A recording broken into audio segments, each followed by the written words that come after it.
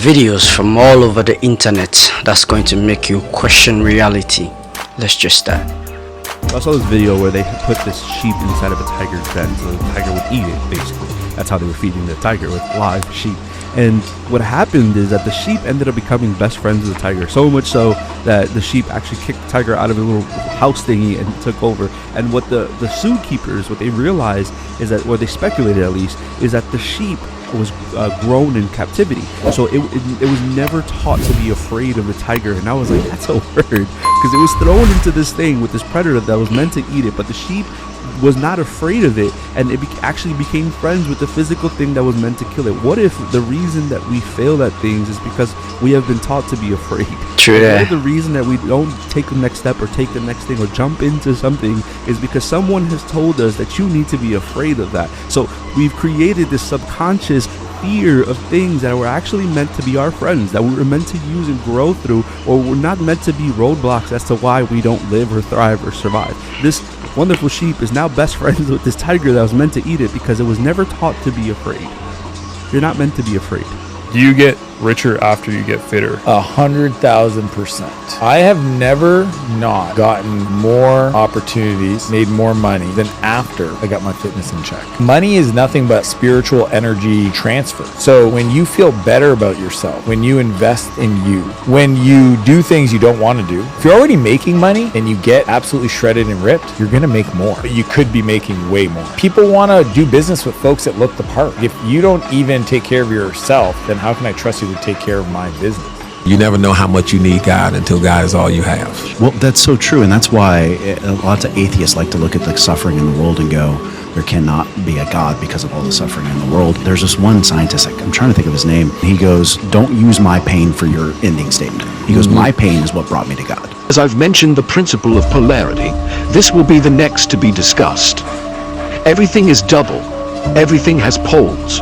Everything has its opposite. The equal and the unequal are the same. Opposites are identical in nature but different in degree. Extremes touch. All truths are half-truths. All paradoxes can be reconciled. This is undoubtedly one of the most curious and revealing Hermetic laws. Polarity. You probably know the expression, two sides of the same coin. Yeah, I do. So, this principle of polarity is something like that. Cold and hot, for example, are identical in nature but different in degree. I imagine someone might say, this idea is too obvious. Okay, it might be, but why don't people apply it in their lives? Understanding this law can help us become more aware of our emotions and thoughts and improve our control over them. For example, if we are feeling anger or hatred towards someone, we can use the law of polarity to recognize that these feelings are simply one degree of emotion, and that we can shift our focus to the other end of the spectrum, love. This recognition can be the first step in transforming our negative emotions into positive ones. For those who master this law, they can transmute even their fear into courage. This is called mental alchemy. Thus, in the principle of polarity, we understand that the poles are nothing more than two extremes of the same element, but two different degrees Two extremes of the same element. Equal and unequal are the same thing, because in everything, they depend on the degree of absence or presence of the same element. Life will keep teaching you until you learn that lesson. The difference between a spiritual person and a non-spiritual person is when something bad happens, a non-spiritual person thinks, oh my God, why is this thing happening to me? Where is God? He keeps doing this to me. A spiritual person takes a totally different approach. Wow, another opportunity to learn, another opportunity to grow. Sometimes a lesson needs to be learned in various forms. Same core issue will present itself in a totally different scenarios until you transcend that and grow from that. Each difficulty is there to teach you. What is it teaching me? Student is present. May this situation teach me. This situation was my teacher, my guru. So how can this thing be bad in any way? It taught me. It made me grow. I cannot believe I'm about to put all my secrets on the internet right now. But this is how to be more attractive. And if you're my boyfriend and you're watching this, I'm sorry, I did use this. Since a very young age, I have been determined to know exactly what makes people click. Like, I am so fascinated by what makes people attracted to you. I have a weird interest in it. So I know more than I should on this topic. Before I get into like the real, like, don't hate the player, hate the game type of stuff, I'm gonna get into the little psychological things that you can make yourself more attractive with. First of all, wearing red. Red will scientifically make you look better. I'm sure many of you know this, but this is a scientific fact. Just a little thing, putting that out there. Wear red to anything. If you're first meeting somebody or you want to make them attracted to you, red is your color. Do not talk bad about anybody when you're with somebody you're trying to impress. It is such an ugly look, and it will not help you. It will only make them look down on you because it's ugly. Never, ever talk about a previous partner. Ever. It is so unattractive, you guys. Even if they try to coerce it out of you, they are preying on your downfall and their own downfall. Don't talk about it. Ever. Trust me. It's not a good thing. Just don't even bring it up. You don't even have a past at this point. You don't. Don't bring it up. Because I just know any guy I've ever talked to who said that a girl that they were interested in started talking about their ex, immediately no. They really don't like that. Do not do that. Happy people are more attractive. And even if you are not the happiest person, try to put on that face when you're in front of somebody you want to attract. Just try to be as positive as you can be, because that is attractive and that is something that people want to be around. So try not to trauma dump or, you know, talk about how bad your day is, like complaining. Try to put on your best face. You know, it's really important to be someone that other people want to be around in order to better themselves. And if you're a negative person, they probably aren't going to look at you that way. And you might not be somebody they want to stick around for very long. So try to be positive as much as you can. Okay, stop playing games, because games don't work. Because we all know what you're doing, and you know what we're doing. I just hit my elbow, but sorry. It doesn't work, you guys. Why are we kidding ourselves? Games are so obvious. The only time it's not obvious is when somebody's not playing a game with you and they genuinely don't care. So that is what you need to be doing, because that's when it's attractive. And that kind of goes back to my previous video I made about law of detachment. By being unattached, you are automatically playing the game better than any player ever could. Always be nice, but never be nice in a way that it jeopardizes your pride. And I do not believe that we should make decisions based on ego, but have some self-respect. True that. Have self-respect and know that this person, if they're not going to respect you, someone else will. Exactly. Always. Yes. It doesn't matter what you look like. It doesn't matter how old you are. Someone else will respect you if this person is not. They are not your last straw. Never, ever, ever think that they are your best option or they're the only thing you're ever going to get, because that's not true. And it has always, time and time again, proven not to be. For everybody in this world. Anyway. Pursue every opportunity that comes your way, but do not chase them. Pursue something while also attracting it. So pursue it by saying, yeah, I'd love to hang out with you. But then you sit back and you relax. You don't need to be giving them everything you have in order to make them like you. That's not how it works. I feel a lot of the time when we're not getting what we want from somebody, we're like, oh, I'm just not giving them enough. No, they're not giving you enough. They're never gonna give you more if they know they can get more by giving less. And something that I really, really want you guys to get into your heads is that energy is above physical anything. If you have a incredible beautiful energy, it can make whatever you've got going on physically look 10 times better. In any given case, scenario, doesn't matter. 10 times better or 10 times worse. The last thing I'm gonna say is give someone an experience they've never had before. It could be literally anything. Going to a new restaurant, trying it doesn't matter, anything new. And it will make you more attractive. I'm not even sure the science behind that. I just know it works. Works without fail. Try something new. Give them a new experience. Something where they're gonna be like, oh my gosh, they're not like the others. It works. And it's fun. Anyway, I'm getting a headache. I gotta go. But good luck.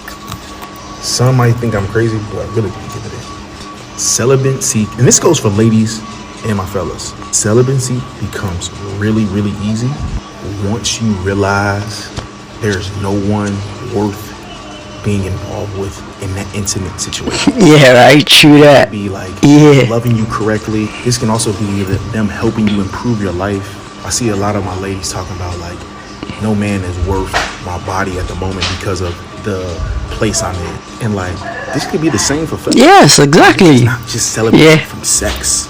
This could be celibacy from smoking weed or drinking. Like, once you get to a point in your life where you know something is just not good for you, you won't involve yourself in that activity at all. I'll be thinking, oh, I really need this, or this makes me feel good. Does it really make you feel good? Or that's just like you talking on some dumb shit, talking out your neck? It's really all about discipline. Have you got a lot of friends? Straight up, no, I don't. My circle is minuscule. I have literally about 5 people in my circle, and that includes friends. I have acquaintances and I have people in my life that I say are my friends, but my circle is absolutely tiny, and I like it that way. I wouldn't have it any other way. I work, I spend time with my boyfriend, and I go to bed. That is literally my life. And I'm not bothered about a social life. It's never been something that I've been interested in. I don't know if you know, but I don't really drink, I don't party, I don't go out, but that is just because I actually don't enjoy it. It's not for me. I'd rather just focus on making money, being successful, and being happy. I was literally just talking to my mom about this, but I was saying like, yo, if I wake up every single day and I put one foot in front of the other and I focus on making the most out of that day, controlling what I can control, making intentional and aligned decisions, what do I have to worry about? Like, for real. Earlier today, I was fixating on something that's 4 months away, overthinking like crazy. And I really had to bring myself back and be like, hold on. You don't have 4 months from now. You don't have a month from now. You don't have a week from now. All you have is today, this present moment.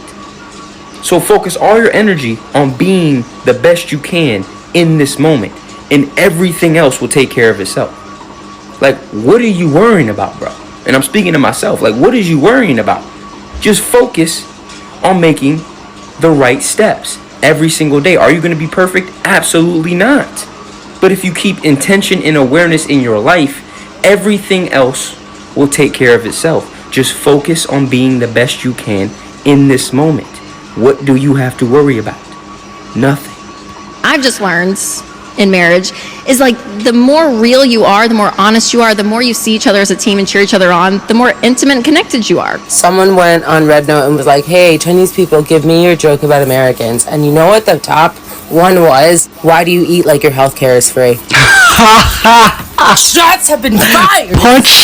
Yo, the glitter conspiracy is a rabbit hole you are not ready for. So I didn't know this, but there's legit only like 2 main manufacturers of glitter in the world. Really? Both of which are based in New Jersey, of all places. And yes, I'm talking like regular glitter, the same stuff you use in arts and crafts. One of these companies is like super secret and private, that apparently invented glitter themselves and is very hush-hush about everything. And the other is GlitterX. No one really thought much of it until it came out that that we actually have a worldwide shortage of glitter back in 2018. Kind of a weird thing to be short of. So a journalist from the New York Times went in to interview the team at GlitterX to find out. She casually asked if she could tour the factory, and surprisingly, GlitterX told her absolutely not. Like, there was no debate about it. She was strictly not allowed to see how glitter was made, and wasn't even allowed to be in a nearby room to even hear how it's made. So instead, she was just left to interview a manager at the company, and things just kept getting sketchier. She asks the manager if she could tell her what industry serves as her biggest market, and the GlitterX rep instantly, without hesitation, tells her, "No, I absolutely cannot tell you." Confused, the journalist asks her if she knows who their biggest customer is, and she replies with, "Oh God, yes, and you would never guess it. Let's just leave it at that." Asking why she can't talk about it, she responds by saying because they don't want anyone to know that it is glitter, and that if you looked at it, you wouldn't even know that it's glitter. The journalist then asks if you'd even be able to see the glitter at all in the finished product, to which the manager replies, "Oh, you'd be able to see something, but it's, yeah, I can't." And this interview single-handedly sparked the great glitter rabbit hole of the internet. Apparently, these clients that purchase glitter are all under a very strict confidentiality clause with GlitterX. They really do not want people to know that their products are made from the sparkly stuff. The industry these products are part of is clearly massive, yet no one knows what it is. So what even is glitter? By definition, it is aluminum metallized polyethylene terephthalate, essentially plastic that has been aluminized and shredded into tiny specks that sparkle. And it's used in a lot of things, from credit cards, passports, currency, football helmets, cosmetics, jet skis, granite countertops, even toothpaste, allegedly. But none of these are quite big enough to be this top industry buyer of glitter. One of the leading theories is that this biggest glitter industry is for boat paint, which many manufacturers do admit they use it in their boats. And they don't want people to know about it because of how much microplastics in the glitter these boats are really dumping into the ocean, which is a hot topic these days and is why they'd want to keep it such a secret. Others claim that it's being dumped into beaches to make the sand sparkle, or that it's just Crest toothpaste and we're rubbing the microplastics directly into our gums, as well as for use in military applications, which would obviously be highly classified, and this is where the theory takes an unexpected turn. Remember that super secret company that basically founded glitter, the other New Jersey company that isn't GlitterX? Turns out they're actually not as big of a secret as they'd like to be, called Meadowbrook Inventions, which was founded by Henry F. Rushman, a German-American machinist who invented modern glitter in the 1930s, and also happened to be part of the Manhattan Project, the highly classified operation that created the atom bomb. So the guy who invented glitter also helped create the world's first nuclear weapon. Who would have known? Meadowbrook's machines that make glitter are also commonly used for government contracts for products like rocket fuel, airplane brake shoes, and anti-radar chaff, which are chopped up fibers they shoot out of military planes that can block radar, redirect heat-seeking missiles, and can even be used to simulate poor weather conditions on radar. Good thing the government would never do that. Henry W. Rushman, the son of the original creator, was interviewed and even admitted to what they were really using glitter for all these years, specifically mentioning money, passports, toothpaste, and all those military applications like that anti-radar chaff, and even mentioned it was used in special batteries they produced for a military contractor called Picatinny Arsenal. Batteries that he claimed produce more electricity than any other battery we've ever known, and was pretty quiet about it after that. If there's anything we've learned about the government, it's that they love spending money, and their budget is essentially endless, especially if it's for the military. And given all these military uses of glitter, as well as its founder's roots in the Manhattan Projects and connection to atomic bombs, this one might be our answer. What other industry could be so secret that the New York Times article described it as CIA levels of obfuscation? How about the CIA itself? Yeah, right, Once true, again, yes. the government is behind it all, using the same sparkly powder found in children's art projects for military applications, fighter jets, rocket fuel, money, and passports. Possibly even some new high-tech super battery they don't want the rest of us to know about. What a plot twist that would be if glitter, of all things, ends up being the government's top secret weapon to control the masses. One of the biggest red flags in church is when they ask you for money for church problems but tell you to pray for your problems. Yeah, right. Y'all met younger people that look older than you? That was funny. Genetics. But also, do you know that sin make you look older than what you should be? Having a sinful lifestyle, drinking, smoking, you know, living your best life, getting all high, wasted, it make you look older than what you supposed to, because all that drinking and smoking, it dries your insides. So from the inside out, you're being destroyed, and it will show on your face. I'm telling y'all, sin make people look old. Just look at it. Look in the generation. Men and women younger than me, younger than you, looking like zombies. And I'm not saying this to pick at people, but it's the truth how bad some of these young men and young women, it's men and women in their 40s and 50s and 60s looking way better than a 30. The average 25-year-old, the average 20-year-old. We live in a more sinful society. Like the young people, this generation today, they're more exposed to wickedness and ungodliness. So many demonic forces operating in this world and manifesting in this world. You viewing this video, you need to stop living that sinful life. If you tired of people and getting in your feelings because people saying you look older than what you should, and then you are living a lifestyle that's drinking and smoking and clubbing, or even having sex because that's exchanging energy, your life force, you need to don't get mad, get out your feelings, get right, stop, repent, and only the Lord can save you. I'm just telling it like it is. Gotta keep it 100. We've come to the end of the video. I hope you enjoyed this. This to me felt like an alignment video. Like everything is supposed to, you know, push you or position you into your alignment. And I mean, these videos are great. I enjoyed it, and I think this is a timeless video to me. Like this is a timeless video, and for you too as well. So we've come to the end of the video. Don't forget to like, comment and subscribe, and also share with your friends, and also click on the notification bell icon so that any video that I post, you will be the first to get it. Adios amigos, and I'll catch you guys in my next video. Bye.